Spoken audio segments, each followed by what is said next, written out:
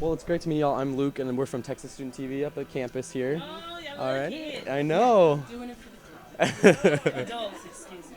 Shh, yeah, don't tell them that. So. Are you sitting here thinking, are you kidding? We've seen Orange is the New Black. We can't be two kids, so too much Yeah, kids. yeah. So are we Believe ready? me, I've had 10-year-olds run up to me and ask for a Me picture. too. Really? Freaking me out.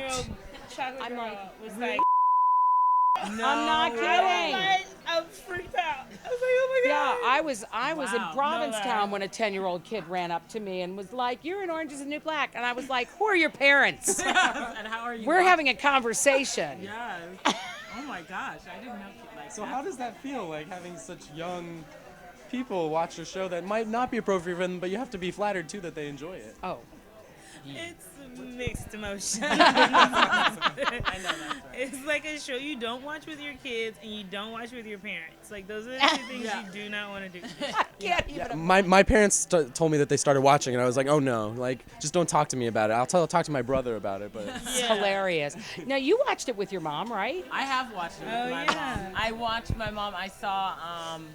I didn't watch all of it with her, but we saw a couple episodes together, and I saw the daggering episode actually. Oh, with your mom? Yes. I was And- so nervous about Yes, it. and she was like.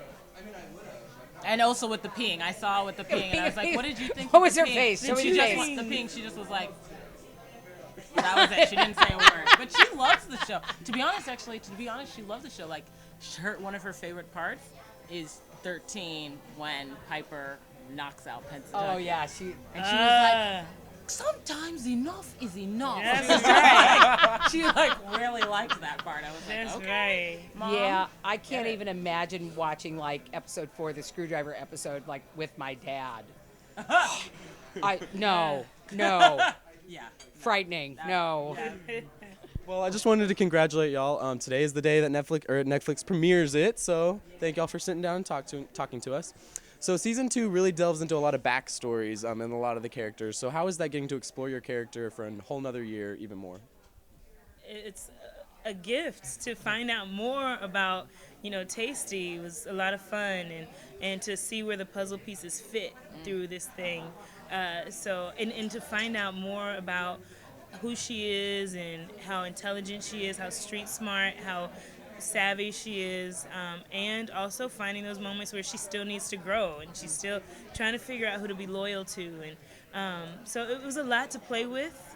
And I never forget, before we started shooting season 2, Gingy said to me, she said, "Get ready, you got a lot to do." And I was like, okay. Yes. So she was right. And I'm happy about it. She did a great job. And how about you, Uzo? How was getting into your backstory a little more? It was useful. I think it was really useful to be able to see where she actually comes from and from what stock she was brought up alongside. And it really helped to explain why she is always in search of love and why that pursuit is so strong for me. I thought it My was favorite just backstory. I thought that was real. Oh my God. I just Oh my felt like God! it was Didn't like it just kill you? Backstory. Didn't it kill you? Sorry, it kills you. Her Thank you very backstory. much. We had a good story and we had a good time. But all of these stories really tell you the honest truth.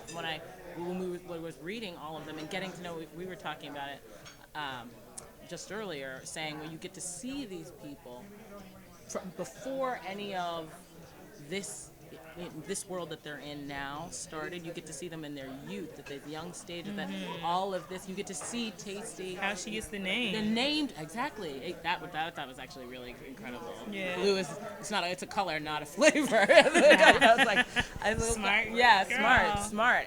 But also, the periodic table and all of that stuff, but also getting to see who these women are and realizing the inner conflict, like switching and throwing it back to Taystee's backstory, which I personally also love, and realizing that it was somebody who has always been trying to make the right decision and right choice. It wasn't something she went into trying, she wasn't born bad. This was, and still isn't really at her core. Yeah. I believe, but you get to see that person who was in a tough situation, making tough choices. And that's life. That's the Yeah. world. Yeah. Well, Danielle, I was reading BuzzFeed yesterday, and I saw an article called 17 Ways That Taystee from Orange is the New Black Gives Us Life. So, so how does it feel giving internet users across the world life? How does it feel? Life. Get your life. Gives us life. Get your life. I don't know. It was a great article. It was fun. It was fun. I don't know what to say about it. Like, I'm very flattered. I'm very, very flattered for that. That's really cool. And I hope that people can find moments that Taystee gives them live season 2. And maybe it'll be like, Taystee made me cry season 2 instead of giving life. But I don't know. Well, the internet I fans. came out of her uterus. That's how she gave me life.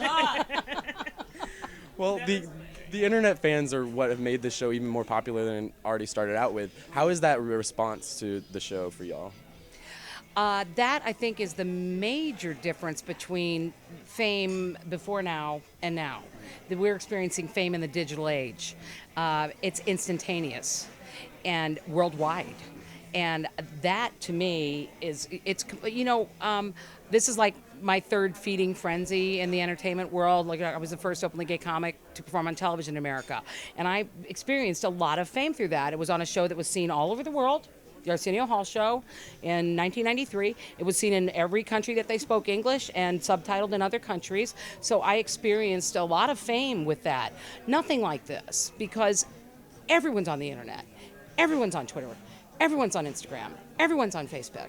And they are talking to each other instantaneously. They don't have to wait for the television show to come on. It's instantaneous, and it's billions of people. It's why we went from, like I said, one day walking to the corner to do my laundry to now not really even be able to hardly get on a subway. I mean, it's crazy. And that happened 48 hours, within 48 hours of the show hitting the airwaves. I say 13 hours. Yeah. I say in the matter of 13 hours of someone sitting down and watching you, you become a star in their eyes. And that blows my mind, especially season 1. You're like, 13 hours, somebody, even before, I remember being in London, and the show hadn't even come out, and we were doing press out there, and this guy came up to me, he's like, "Are you Danielle Brooks?" And from Orange is the New Black, thank you. And giving life. 18 reasons. Yeah. Update the BuzzFeed article. I love it. And he was like, "Are you Danielle from Orange is the Black?" And I was like, "Yes." He's like, "Do you mind if I get a picture with you?" And I said, "No, I don't mind. Can I get a picture with you?" Because it was my first fan. And this was before the 13 hours had hit. Wow. So to me, it's like you said, it goes to the times, social media, and how it's working now, and Netflix, the way that they work. So That's part of it, too. That, boom, all of the episodes hitting. Boom, that is definitely part of it. Well, thank y'all so much for talking to us, and it was great sitting down with y'all. Thank y'all. All right, take it easy, Nice to man. meet y'all. Nice to meet you, Danielle. Go Texas. Nice to meet you. Yes. I like the hook 'em.